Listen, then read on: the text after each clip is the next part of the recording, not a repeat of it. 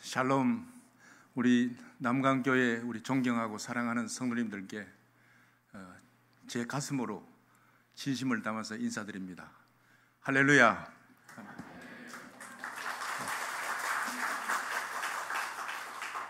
남강교회 성도님들은 저희 부부가 선교를 시작할 때부터 동행해 주신 정말 감사하고 선교의 지향적인 그런 교회입니다. 그래서 저희들이 귀국한 지 한 몇 달 되었습니다만은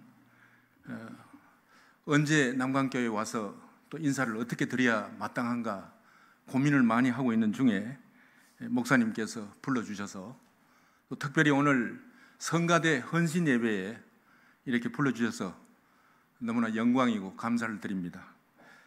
돌이켜보면 저희 부부가 첫 교회 봉사직으로서 섬겼던 것이 성가대였습니다. 제가 육군 소위로 전방에서 근무할 때 아내와 둘이 민가에 방 하나를 얻어놓고 전방에서 군 생활을 하면서 부부 생활을 했는데 가정을 이루어서 생활을 했는데 그때 그 최전방 교회에 성가대에서 처음 교회의 그 섬김의 자리에 같이 앉아서 찬양을 하면서 매주일 찬양하면서 그렇게 눈물을 많이 흘렸던 기억이 생생합니다. 그래서 오늘 특별히 성가대 헌신 예배를 통하여 제가 앞에서 말씀을 전하게 되니까 너무 감개가 무량하고 저에게도 다시금 그때의 눈물을 다시 경험하게 하시는 성령님께 영광을 올려드립니다. 오늘 본문 말씀은 역사상 처음으로 이방인 선교를 위해서 선교사를 성령께서 정하시고 그들을 안수하여 파송하라 하는 그런 성경의 구절입니다.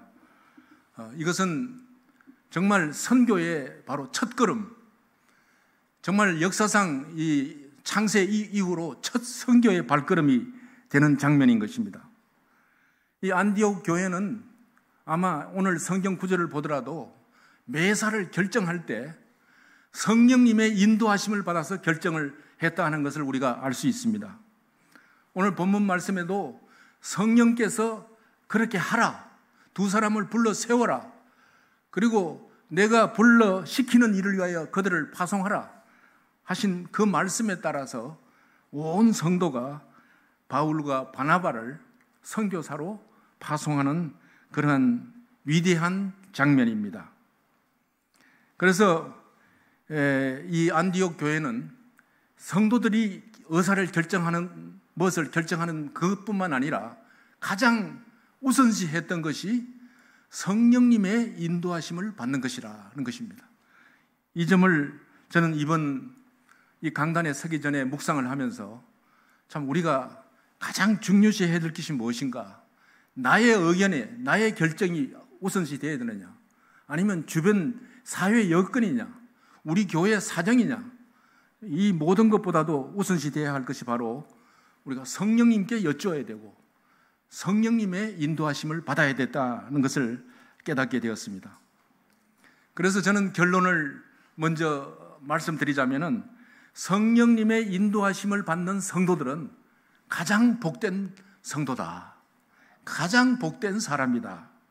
그리고 성령님의 인도하심을 우선시해서 교회가 전진하고 함께 손잡아 나아가는 교회야말로 가장 복된 교회다, 이렇게 우리가 정의할 수 있겠습니다. 이 성경 요절을 제가 묵상하면서 한 가지 떠오르는 일화가 있습니다. 제가 인도네시아로 가기 전에 국내에서 매주 1박 2일로 전국 농어촌 교회를 다니면서 전도할 때였습니다. 이때 우리 교회에서 서울서 출발해서 그 농어촌 교회 전남이면 전남, 경남, 또 농촌 교회 청도, 또 저 영주 어느 곳이든지 갈 때 우리 전 대원이 그 한 밴에 한 11명 타고 가면서 찬양을 하면서 전도지로 우리가 갈 때에 참 하나 우스갯소리 같습니다만은 점심을 어디서 먹을 것인가, 이것조차도 성령님께 의지했어요. 조금 장난스럽게 들릴지 모르지만, 자, 우리 오늘 내려가다가 아마 점촌쯤 돼서 점심시간이 될 것 같은데 어디서 점심을 하면 좋을지 우리 기도합시다. 그래서 내려가면서 차 안에서 기도를 해요. 그래서 우리가 정하기를 모든 우리 대원들이 저곳이다 하는 그런 마음을 주는 곳에 우리가 그 식당에 들어가서 밥을 먹자, 그런 약속을 하고 기도를 했는데, 과연 그 점촌 어느 부근 읍내 부분을 통과할 때 전 대원이 저 식당입니다 하는 그 식당을 우리가 들어갔어요.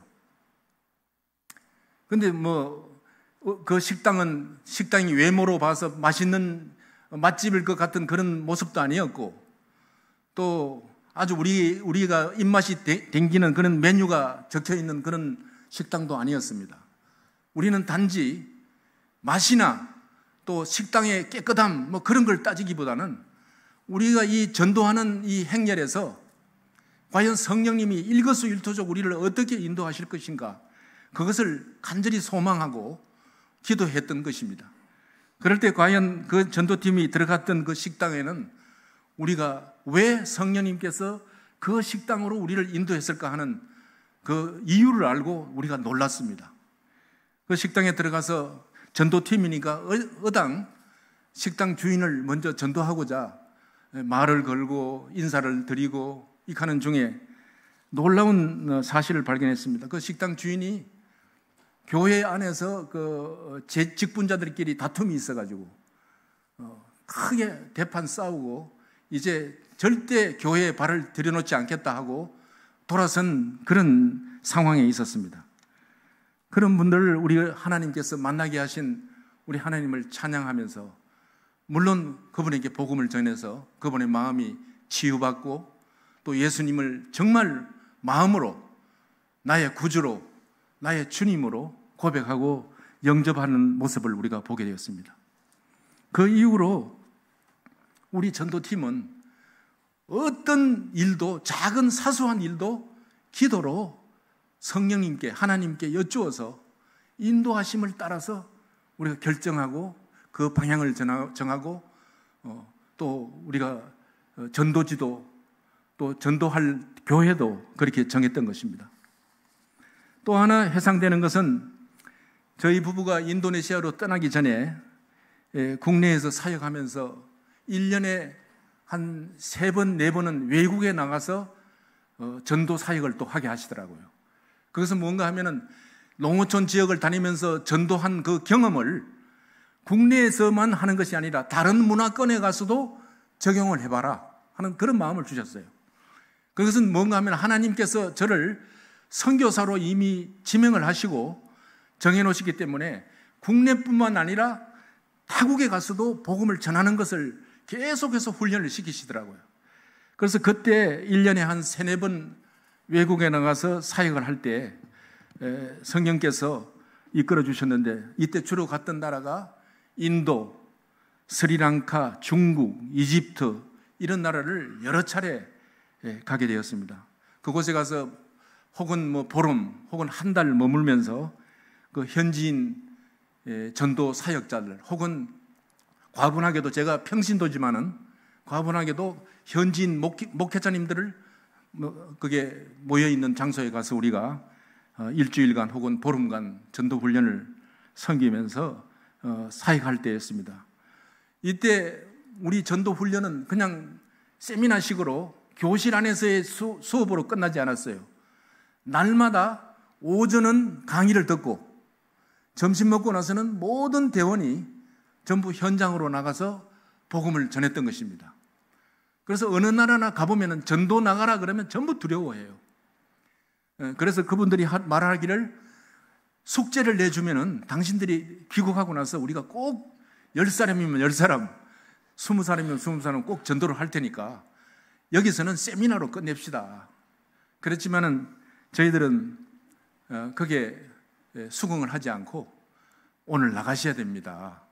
여러분이 오전에 배운 것을 오후에 한번 실제로 사용해 보셔야만 실감이 오고 또 성령께서 우리를 어떻게 인도하시는가를 체험해 볼 수 있습니다.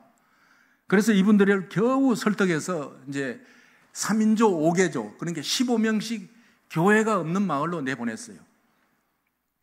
그래서 이때 이분들이 나갈 때는, 전도를 출발할 때는 모두 얼굴이 시커멀 정도로 그 사탄이 방해를 하고 막 사탄이 겁을 주고 하니까 안 나가려고 하다가 들어올 때는 이분들이 모두 막 해와 같이 밝은 얼굴로 군가를 부르듯이 찬양을 부르면서 막 들어오는 거예요. 참으로 이 복음의 현장마다 이분들이 왜 이렇게 기쁨으로 찬양을 하면서 들어왔느냐 하는 것은 잠시 후에 다시 모여서 현장 보고회를 할 때 그분들의 보고를 통하여 알게 되었습니다. 이분들이 울면서 보고를 하는 거예요. 모두 각 조마다. 그래서 왜 울까 저분들이 통역을 통해서 들어보니까 오늘 우리의 전도 현장에 성령께서 함께 하셨다는 것을 모두가 체험했다는 것입니다. 그러니까 지금까지 한 번도 체험해보지 못한 성령의 임재하심 속에서 우리가 전도의 사명자로, 전도의 일꾼으로 쓰임을 받았다는 그 자체가 내 인생에서 가장 감격스러운 순간이었다는 것입니다. 그래서 그들은 각 조마다, 각 그 성도님들마다 그 감격을 주체할 수 없어서 울면서 보고를 하였던 것입니다. 안디옥 교회처럼, 오늘 우리 본문 말씀의 안디옥 교회처럼 선교 사역에서도 이렇게 하나님을 영원하게 하는 그런 목적 하나로 성령님의 인도하심을 구하면서 우리가 순종의 행동으로 옮겨졌을 때 매번 지금까지는 닫혔던 문이 열리고 지금까지는 없었던 경우가 생겨나는 놀라운 그런 첫 사례를 경험해 주셨다는 것을 제가 오늘 성도님들께 좀 간증을 할까 합니다. 바울과 바나바의 파송은 아까 제가 말씀드린 것처럼 이방 선교의 첫걸음이었습니다. 저희 부부가 다른 나라에서 사역할 때도 기도로 준비하고 성령의 인도하심을 구하여 전도 현장을 정하고 양육한 전도자들을 현장으로 내보냈을 때 이렇게 놀라운 일들이 일어나는 것을 우리로 하여금 보게 하셨습니다. 파송하고 나서 우리가 인도면 인도, 이집트면 이집트, 그쪽 나라는 힌두교, 무슬림 가장 그 전도하기가 어려운 그 사회 환경입니다. 그렇기 때문에 이들은 전도 현장으로 나가기가 두려웠던 것입니다. 그렇지만 그들이 결국 담대하게 성령님을 의지해서 나갔을 때 강의를 한 저희들은 그러면 이제 좀 쉬는 시간이다가 그런 마음으로 쉬지 않았습니다. 여러분 구약에서 보면은 그 미디안 전투 때 모세와 아론과 훌이 손을 들고 그 언덕 위에서 기도를 했을 때 이스라엘이 승리를 했고 손을 내렸을 때 패전을 한 것과 같이 우리 강사들은 모두 교실에서 빈 교실에서 모두 손을 들고 계속 이들이 돌아올 때까지 기도를 했던 것입니다. 그렇게 기도했을 때 후방에서는 기도로 중보하고 전방에서는 이들이 배운 바를 가지고 담대히 입을 열어서 복음을 전했을 때 감격적인 영적인 승리를 우리 모두가 경험할 수밖에 없었던 것입니다. 제가 오늘 이 자리에 서게 된 이유도 딱 한 가지라고 저는 믿습니다. 사역 현장에서 이제 갓 돌아온 선교 현장에서 갓 돌아온 사역자이기 때문에 남강교회가 그동안에 후원하고 기도로 중보했는데 과연 당신의 선교 현장은 지금까지 어땠느냐 하는 것을 보고하라. 그 하나의 이유로 저를 부르셨고 또 오늘 이렇게 찬양대 헌신 예배에 서게 하신 줄 믿습니다. 이 헌신 예배를 주님께 올려드리는 중에 저희가 그동안 사역을 하면서 어떻게 말씀을 사역 중에 적용하고 또 그렇게 적용했을 때 성령님께서 어떻게 우리를 사용하시고 인도하셨는가 하는 그런 간증을 주님과 남강교회 성도님들 앞에 진솔하게 정직하게 오늘 보고를 드리기를 간절히 소망합니다. 보통 이 간증이라고 할 것 같으면은 자기 자랑에 치우쳐서 간정이 아니라 성도님들의 그 은혜를 쏟는 경우가 있어서 저도 굉장히 두렵고 떨립니다. 그러나 제가 올라오기 전까지 계속해서 주님께 의지하고, 주님, 저는 자격이 없습니다. 그러나 주님께서 세우셨으니 주님께서 저에게 할 말을 주시고, 또 성도님들이 기대하고 소망하고 이 헌신 예배를 드리시는 만큼 받을 만한 은혜를 흡족히 부어주십시오 하고 그런 기도를 드린 이후에 올라섰기 때문에 전적으로 주님께 의지합니다. 제가 이렇게 실수할까 싶어서 원고를 마련해 왔지만은 때로는 성령께서 이 말을 못하게 하시는 수도 있어요. 그것조차도 의지를 하면서 말씀드리겠습니다. 그런데 제 마음의 소망은 부디 저의 자랑으로 듣지 마시고 모든 것이 하나님이 섭리하시고 인도하시고 또 우리를 사용해 주시고 전방과 후방 각자의 우리에게 성도들에게 맡긴 사명에 따라서 우리가 최선을 다했기 때문에 어떤 결과가 있었느냐 하는 그런 은혜로 우리가 들으신다면은 우리 각자에게 주시는 성령께서 주시는 특별한 다양한 은혜가 있을 줄 믿습니다. 저희는 작년 12월 달에 너무나도 과분한 호칭인 은퇴 선교사라는 호칭을 받았습니다. 저희 부부를 파송한 교회가 은퇴식을 이렇게 준비하시고 저희들을 부르셨어요. 그동안 저희들은 사실 은퇴라는 것을 염두에 두지 못했습니다. 왜냐하면 선교사들이 떠날 때 뼈를 거기에 묻겠다 하는 그런 각오로 가라, 그런 선배들의 충고도 있었고 해서 하나님께서 쓰시겠다 하면은 거기서 죽을 각오로 그 땅에 간 저희들입니다. 그런데 은퇴라는 것을 생각하지 못했는데 교회에서 당신을 위해서, 당신 부부를 위해서 은퇴식을 준비했다 하는 그런 통보를 받고 참 한편으로는 굉장히 영광스럽고 감사했지만은 어리둥절했습니다. 한 가지 참으로 그 은퇴식에 참석해서 느꼈던 것은 은퇴식에 막상 가보니까 은퇴하는 사람이 저희 가정 한 가정뿐이었어요.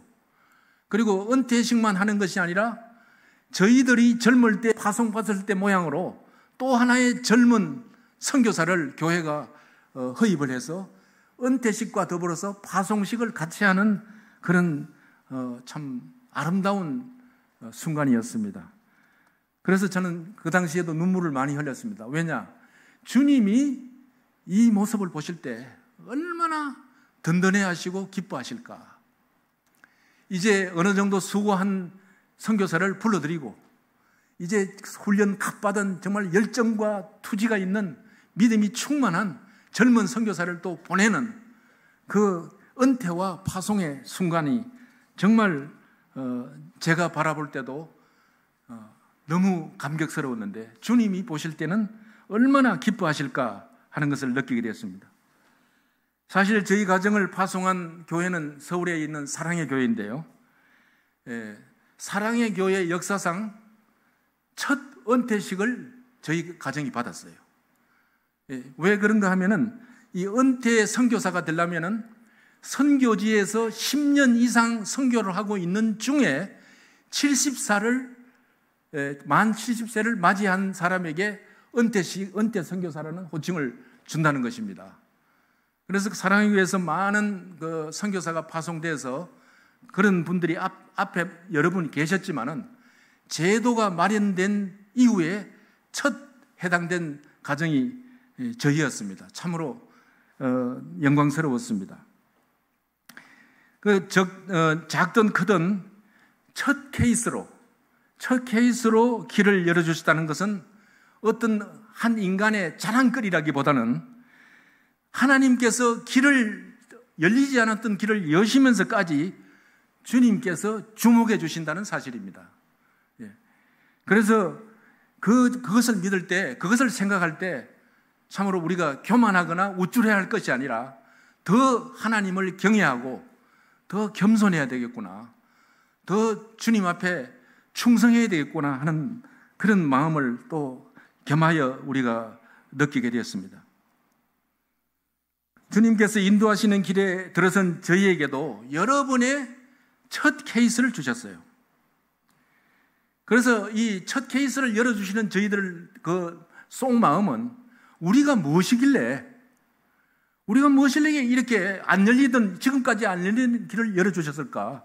이것을 생각하면서 더욱 하나님께 충성할 마음을 갖게 되었던 것입니다. 만 45세 되던 때에 주님께서 저를 부르셨어요.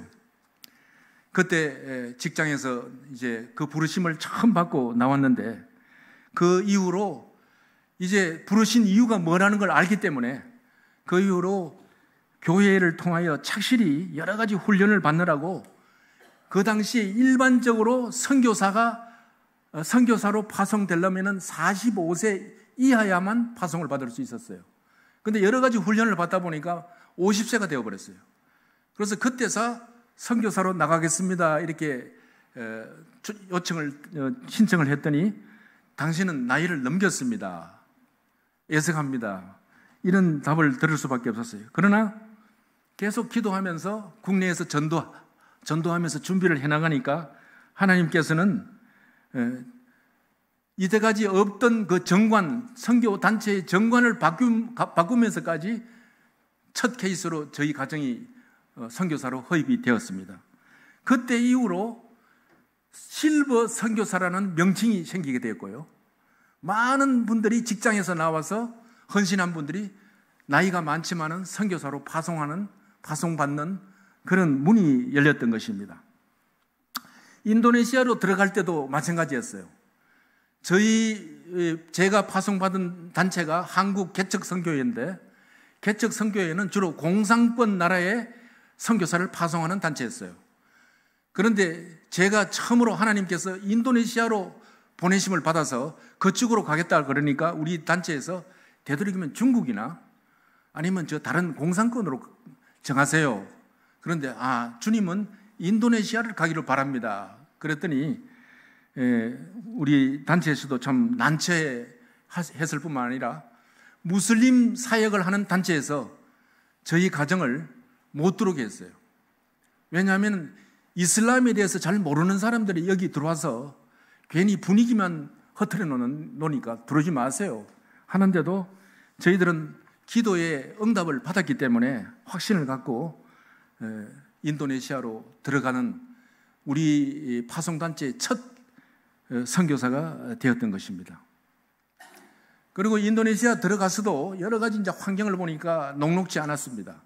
그런 상황에서도 저희들은 제 자신이 목사로서의 그 안수도 받지 않았지만은 인도네시아 교단에서 외국인 사역자로서 첫 케이스로 저희 가정을 허입해줘서 종교 비자를 저희들에게 내주었습니다. 그래서 그 교단으로서는 첫 케이스로 외국인을 자기 교단의 사역자로 허입을 해준다는 것입니다. 그래서 들어가자마자 얼마 안 있어서 저희들은 IFGF라는 인도네시아 교단의 외국인 사역자로서 그 교단이 보증하는 그 보증하에서 정부로부터 기독교 사역자로서 비자를 받고 일하도록 하나님께서 열리지 않았던 길을 이렇게 열어주셨던 것입니다. 그리고 저희가 거주한 데는, 사역한 데는 인도네시아의 그 자바섬의 센트럴 자바라고 한가운데 있는 중부 지역인데, 이곳에서 하나님께서 저희들에게 영감을 주셔서 처음으로 한국 채소를 기르는 선교 사역을 하게 되었습니다. 물론 여러 복음을 전하는 사역도 있었지만은 문득 하나님께서 한국 채소를 좀 길러봐라, 그런 마음을 주셔서 땅 한 평이 없지만은 그 인도네시아 농부들, 정말 만년 부채 빚더미 속에서 사는 그 인도네시아 농부들을 좀 그 빚더미에서 건져보자 하는 그런 목적으로, 일념으로 한국 씨앗을 줘서, 한국 채소 씨앗을 줘서 농사를 같이 짓게 되었습니다. 참으로 이것은 놀라운 결실을 주셨어요. 아무도 그 중부 자바에서 한국 채소를 기르는 사람이 없는데 저희 농장에서 처음으로 깻잎, 애호박, 부추, 배추, 무, 그리고 미나리, 또 한국 채소는 거기서 다 나와서 심지어 참나물, 이런 모든 채소를 길러서 그 인근에 사는 교민들에게 이것을 보급하게 되었습니다. 이것을 통해서 첫째로는 우리가 목적했던 바 인도네시아 농민들을 살리고, 그다음에 교민들에게 한국의 그 향수에 젖어 있는 그분들에게 한국 채소의 그 입맛을 또 살리고, 또 우리 캠프에는 앞으로 자립 선교에 소망을 가지게 하는 이 세 가지 효과를 하나님께서 우리에게 체험하도록 해주셨던 것입니다. 그 외에도 하나님께서는 여러 분야에서 첫 사례의 주인공으로 저희들을 삼아주셨는데, 또 하나는 한국 선교사로서는 처음으로 현지인 지도자를 양육해서 그분에게 저희의 지금까지 인도네시아 17년의 사역을 온전히 이양을 하게 하셨어요. 이것은 어떻게 보면은 참 하나님이 우리에게 인도해 주신 중에 가장 바람직스럽고 저희들도 가슴이 뿌듯한 하나의 결실이었어요. 물론 이 모두가 후방에서 많은 성도님들이, 특별히 우리 남강교회 성도님들이 기도해 주신 결실입니다. 분명히. 그런데 현지인 지도자를 양육해서 그분이 계속해서 사역을 이끌어 나갈 수 있도록 온전히 그분에게 이양을 하고, 그분을 대표로 삼고 모든 그 양수, 양도, 각서를 쓰게 하시고 이양을 하고 왔는데, 지금 현재 그분이 너무나 제가 하는 것보다도 몇 배 사역을 잘하고 있다는 것에 하나님께 영광을 돌립니다. 사실 저희 부부가 인도네시아 말을 좀 한다고 하지만은 그들의 마음을 이해하는 데는 부족하고요. 또 복음을 전한다고 하지만은 인도네시아 말로 매우 부족합니다.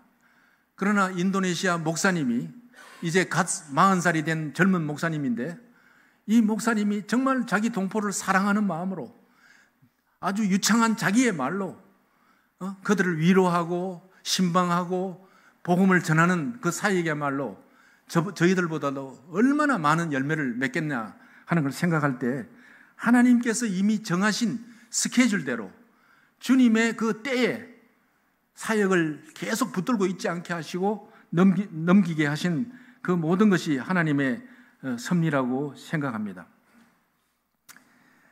이처럼 누구나 주님이 부르시는 그 초청에 민감하고 그분의 음성을 듣고 순종하여 발을 내디디면은 경이로운 일들이 펼쳐진다는 것을 저는 성도님 앞에서 간증할 수 있습니다. 지금까지는 다쳤고 혹은 전례가 없었다고 할지라도 열어주셔서 첫 사례를 경험하게 하신다는 것입니다. 그리고 선한 영향력을 우리로 하여금 나타내도록 우리를 도구로 사용해 주시는 분이 우리의 신실하신 하나님이시오 우리 주님이시라는 것입니다. 지금도 주님은 계속 일꾼을 부르고 계십니다. 그러나 우리가 민감하게 깨어있지 못하다면은 제때에 그분의 음성을 듣지 못하는 것이 우리의 책임이요 우리의 문제라고 저는 생각합니다. 저희 부부가 선교사로 부르심을 받고 지금까지 걸어올 수 있었던 것은 오직 한마디로 말하면 주님의 은혜입니다. 그대로 두면 잠자고 있을 평신도를 하나님의 교회를 통해서 말씀으로 깨우쳐 사명을 깨우치고 또 갖가지 훈련을 통해서 땅끝까지 나아가 복음을 전하도록 파송을 받게 하셨던 것입니다. 타문화권으로 보내신 다음에도 그냥 내버려 둔 것이 아니라 전후방으로 여러 교회를 연결해 주셔서 전후방을 초월해서 성도님들과 같이 동역하도록 연결해 주신 하나님의 섭리야말로 놀랍습니다. 그래서 저는 한마디로 말씀을 드릴 수 있는 것은 하나님의 은혜가 있었기 때문에 이 사역을 지금까지 이어올 수 있었다는 것입니다. 하나님께서 이 부족한 사람을 불러주신 만극한 은혜와 성도님들의 사랑을 생각하면은 너무나 크고 감사가 넘쳐서 하나님의 은혜라는 한마디 외에는 다른 표현할 단어가 없습니다. 저는 어릴 때부터 믿음의 가정에서 자랐습니다. 그런데 그 믿음의 가정에서 자랐기 때문에 제가 중학교 때부터 이 대구에 나와서, 시골에서 대구로 나와서 학교를 다니면서 자취하고 하숙하며 공부를 중학교 여기서 마치고 또 여러 도시를 다녔어요. 또 고등학교는 또 전라도 광주에 가서 고등학교를 다녔어요. 이상하게. 앞으로 정치할 사람도 그때는 아니었는데 전라도 광주에 가서 공부를 하다가 또 고등학교 2학년 마치고는 또 대구로 고등학교를 전학을 해서 대학은 서울로 가고 이렇게 또 군 생활은 강원도로 가고 또 군 제대하고는 인천에서 살다가 다시 서울로 이렇게 여러 도시를 전전하며 많은 경험을 하게 하셨습니다. 1988년도에는 하나님께서 인천에서 서울로 이사를 시켜주시더라고요. 그래서 저희들이 항상 이사를 하면은 집 가까운 장로교회 이렇게 정해서 교회를 출석했는데 그때도 서울로 이사해서 집 가까운 교회를 쭉 둘러보다가 보니까 사랑의 교회가 가깝게 있더라고요. 강남으로 갔거든요. 사랑의 교회에 등록을 했는데 그때 저는 믿음을 가졌다는 것 외에는 아주 평범한 36세 젊은이였습니다. 근데 36세인데도 자녀 셋을 가진 젊은이였죠. 근데 다만 한 가지 특별한 것이 있었다면은 이미 젊었을 때 대학 1학년 때 인생의 소중한 25년을 전도와 선교에 헌신하겠다 하는 그런 마음을 가지고 있는 젊은이였어요. 그래서 사실 이 복음 전도나 이 선교가 군 복무처럼 몇 년 하고 나면은 이제 다 했다가 아니거든요. 절대. 선교와 복음 전도는요, 주님이 부르실 때까지 해야 되는 것입니다. 그렇지만은 저는 그때 생각하기를 내 인생의 한 25년을 하나님께 올려드리면은 정말 하나님이 기뻐하시고 좀 뭐랄까 칭찬 안 하시겠나, 그리고 할 바를 다 했다고 말할 수 있지 않겠냐, 이렇게 생각한 지극히 계산적인 그런 젊은이였어요. 돌이켜보면 20살의 그 대학 1학년 때 선교의 그 의미도 모르고 손을 들었어요, 그때. 그래서 선교의 길을 걷겠다고 서운을 한 것으로 인해서 그 후에 그 뜻도 모르고 서운했지만 그 후에 저의 인생의 삶이 놀랍게 전개되었다는 것입니다. 그래서 저는 가끔 젊은이들하고 이렇게 대화할 때 있으면은 뜻을 모르더라도 하나님께 헌신해라. 그러면 주님께서 놀랍게 책임져 주시고 인도해 주시더라. 그걸 제 체험으로 이야기를 많이 했습니다. 그러니까 이런 헌신의 손을 들었기 때문에 이제 때가 되면 16년이 지나서 하나님께서 이제 강하게 훈련시키기 위하여 서울의 한 교회, 정말 평신도를 잘 양육하는 교회로 저를 인도하셨던 것입니다. 그래서 거기서 교회가 가지고 있는 모든 훈련 과정을 다 받게 하셨어요. 군복무 시절에는 이제 선교를 헌신하다 보니까 군복무나 직장이나 교회나 모든 것이 선교에 맞는 훈련의 프로그램이었어요. 지금 되돌아보면은. 그래서 군복무 때도 사실 MP, 제가 헌병 장교로 군에 들어갔어요. 그 헌병대에 가면은 영창이라고 있습니다. 우리 남자 성도님들은 다 알지만은 일시적으로 군 형법을 위반했다든가 군기를 위반했다든가 하는 그런 장병들이 거기에 일시적으로 들어와 있는데, 그 영창에서 하나님께서 그 영상을 그냥 가만히 지키게만 하는 것이 아니라 네가 할 바를 하라는 깨우침을 주셨어요. 그래서 밤마다 영창 부흥회라는 것을 열었어요. 밤마다 예배를 드렸다는 것이죠. 부흥회를 했어요. 그런데 지휘관도 그 사실을 알고 나무라는 것이 아니라 그 부흥회를 통해서 그 일시적으로 들어온 장병들이 교화되고 순화되고 또 마음을 고쳐먹고 나가는 것을 보고 나서는 저희 그 헌병대장도 묵시적으로 승인을 해주더라고요. 그래서 계속해서 영창 부흥회를 함으로써 놀라운 기적들이 많이 일어났습니다. 이런 전도의 삶은 군에서 나와서 직장 생활에서도 자연스럽게 이어지도록 성령께서 인도해 주셨습니다. 왜 하나님께서 이렇게 전도에 집중하도록 하셨을까? 지금 생각해 보면은 한국 국내에서도 전도를 못하면 선교 나가서는 전도를 더 못하기 때문에 국내에서 뭐랄까 놀랍게 날마다 전도하게 하셨어요. 그래서 직장에 와서도 하나님께서는 직장 동료들에게 밥을 사면서 친교를 통해서 복음을 전하게 하셨고, 나중에서는 제가 직장 생활 19년 동안에 12년을 비서실에서 근무했어요. 그래서 경상도 촌사람이 서울에 올라가가지고 재벌 총수의 눈에 들어가지고 요셉입니까? 요셉 모양으로 뽑힌 거예요. 그래서 19년 제가 직장생활 선교로 헌신해서 직장에 나오기 전까지 19년 직장생활 중에 12년을 비서실에 있었는데, 이때 회장에게도 복음을 전했습니다. 물론 뭐 여러 번 거절당했죠. 시끄럽다, 뭐 저리 나가라, 뭐 오만 거절을 당했지만은, 그러나 웃으면서, 왜냐하면 그 사람을 그대로 두면은 지옥 갈 것이 뻔하기 때문에. 그래서 이렇게 직장 생활을 인도하시는 것 이 자체도 하나님께서 가지고 계셨던 선교사로 쓰기 위한 훈련의 과정이었다는 것입니다. 그리고 늘 제가 복음 전하면 거절했던, 귀찮게 여기던 그 회장이 또 어느 날 저를 미국 유학을 보내주셔가지고 미국 가서 또 영어도 배우게 하시고 하는 이 모든 것이, 그분이 그 어떤 재벌의 총수를 통해서 저를 선교사로 훈련하기는 하나의 과정으로 하나님께서는 저를 훈련시키셨던 것입니다. 그리고 그 당시에 인천 살 때는 서울로 출퇴근하면서 출퇴근 차 안에서 그냥 가만히 앉아있게 안 하셨어요. 계속해서 뭐 전철이면 전철, 버스면 버스 다니면서 예수 믿으라고 외치고, 뭐 요즘도 그런 분들 계시죠. 예수 믿으세요. 주 예수를 믿으시면 여러분과 여러분의 가정이 구원을 받습니다 하고 외치고 가고 하는 그런 외침을 계속 하게 하셨습니다.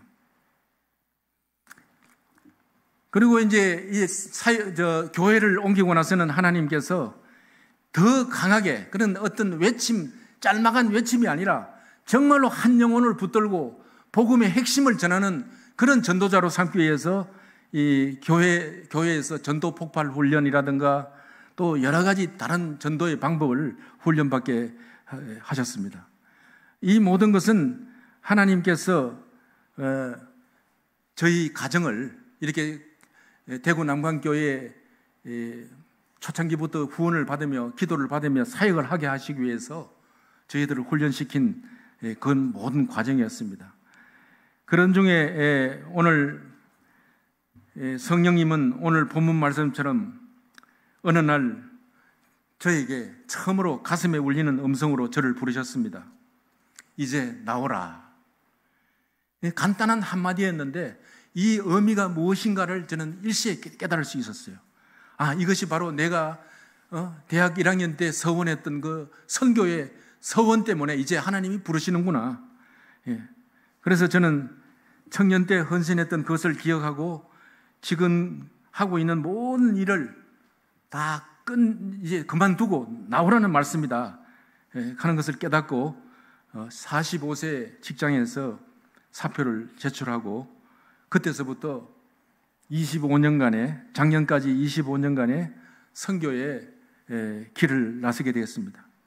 그래서 국내 여러 곳은 물론 해외 여러 곳을 다니면서 복음을 전하게 하셨고, 이제 인생 70이 참 되니까 파송교회에서 저를 불러서 서울로 와서 아까 제가 말씀드린 대로 이제 은퇴 선교사로 아이덴티 신분이 바뀝니다. 그리고 후원도 이제 줄어듭니다. 옛날처럼 그렇게 후원도 못 해줍니다. 이제 좀 쉬세요. 이렇게 말을 했어요. 근데 이제 사실 제가 인도네시아에서 오면서 비행기를 기다리면서 그 비행장에서 혼자 은퇴 선교사라 생각하면서 혼자 계속 생각을 하니까 하나님께서 저에게 주시는 마음이 있었어요. 그것은 뭔가 하면은 네가 나의 품에 안길 때까지 은퇴라는 것은 없다. 그래서 저도 한국에서 돌아와서 인터넷으로 제가 존경하는 선교사들을 그 일대기를 전부 찾아봤어요. 우선 제가 존경하는 윌리엄 캐리 선교사님이라든가 허드슨 테일러 선교사님 뭐 이런 분들, 또 성경에서 12제자 이분들, 예수님이 성천하시고 나서 이분들은 각지로 흩어져서 복음을 전했는데 과연 이분들에게 은퇴가 있었던가? 아무도 은퇴를 했다는 말이 없더라고요. 그래서 저는 은퇴 시계 할 때 성도님들에게 참 당돌하게 말했어요. 오늘 여러분들께서 열어주시는 은퇴식은 너무나도 저희 부부에게 영광스럽고 과분합니다만은 은퇴 선교사라는 호칭은 감사히 받겠습니다만은 저희의 사역은 계속 이어집니다. 그래서 계속해서 하나님께서 저희에게 주신 사명을 또 하나님께서 주시면서 일을 하게 하셨어요. 하나님께서 주시는 분명한 마음은 모든 세상 일에는 나도 창조하시고 하루를 쉬신 것 같이 쉼이 있지만은 복음을 전하는 전도와 선교에는 사명에는 쉼이 없다는 것입니다. 사랑하는 성도 여러분, 오늘 성가대 우리 사랑하는 성도 여러분, 우리가 복음을 전하는 이 사역에서는 쉼이 없다는 것을 오늘 이 헌신 예배에서 한 가지만 여러분이 가슴에 담고 가셔도 하나님께서 기뻐하시는 여러분의 인생의 삶을 책임져 주시리라고 저는 믿습니다. 저희 부부가 이제 70이 되니까요, 참 외람됩니다만 오늘 연세가 많으신 분도 많이 계신데 장로님들 눈물이 많아지더라고요. 그래서 뭐 좀 의미 있는 가사의 노래만 들어도 눈물이 나고 또 드라마를 봐도 눈물을 흘리고 이렇게 되는데 어느 날 이 눈물을 흘리면서 하나님께서 스치는 그 깨달음을 주시는 것이 뭔가 하면은 이 눈물을 저렇게 헛되게 의미 없이 흘리라고 눈물을 주는 것이 아니라 이제 앞으로의 남은 삶을 함께 울고 또 함께 웃는 가운데 기쁨의 눈물과 슬픔의 눈물을 나누라고 너에게 눈물을 준다 하는 그런 마음을 주셨어요. 그래서 시작한 것이 바로 선교사님들 중에서 어려움을 당한 분들이 너무나 많아요. 선교 일을 하면서 어려운 일을 당하면 좀 부끄럽습니다, 솔직히. 선교사는 무엇이든지 잘 될 줄 알거든요. 거룩한 일을 하고 복음을 전하니까 하나님께서 여러 가지로 길도 열어주시고 건강도 주시고 또 자녀도 잘 되고 이럴 줄 알았는데 자녀가 우울증에 걸리고 또 어디 사역지로 가다 교통사고를 당해가지고 온 가족이 다 다치고 이런 사례는 정말 가슴 아픈 그런 일이 많더라고요. 그분들을 위해서 위로하고 또 혼자가 아니라는 것을 주님 대신에 메시지를 전달하라 하는 그런 마음을 주셔서 이제 은퇴 선교사로서 지금 어려운 선교사들을 돕는 사역을 이제 시작을 했습니다. 지금까지 기도와 물질로 동행해 주신 우리 사랑하고 존경하는 남강교회 성도 여러분, 다시금 말씀드리지만은 저희 부부는 여러분들의 기도와 여러분들의 사랑의 정성 때문에 지금까지 걸어올 수 있었습니다.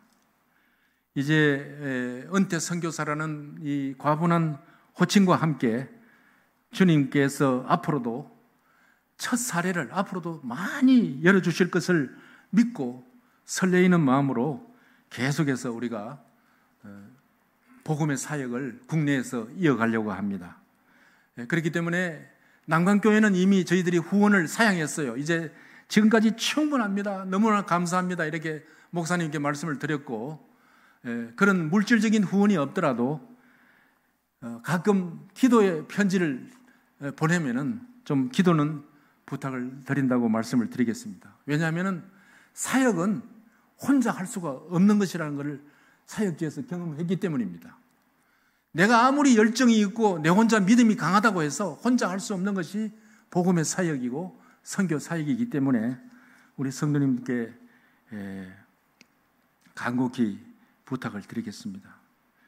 이제 이후로도 오늘 서두에 봉독한 요절처럼 주님께서 부르시어 시키시는 일을 위하여 저희 부부 하나님께서 주신 그 위치에서 미력이나마 복음을 전하는 사역을 가고자 하오니 우리 남관교회 성도님들이 이미 맺어주신 이 아름다운 동역의 관계를 이제 이렇게 그만둔다가 아니라 기도로 계속 연결해서 이어갔으면 저희들이 큰 힘을 얻고 충성스럽게 계속 사역을 이어갈 수 있으리라고 믿습니다. 다시금 정중히 여러분에게 감사를 올려드리며 제일 먼저 우선하는 것은 이렇게 신실하고 건강한 교회로 맺어주셔서 지금까지 25년의 사역을 잘 사역할 수 있도록 이루어주신 주님께 모든 영광을 올려드립니다. 감사드립니다.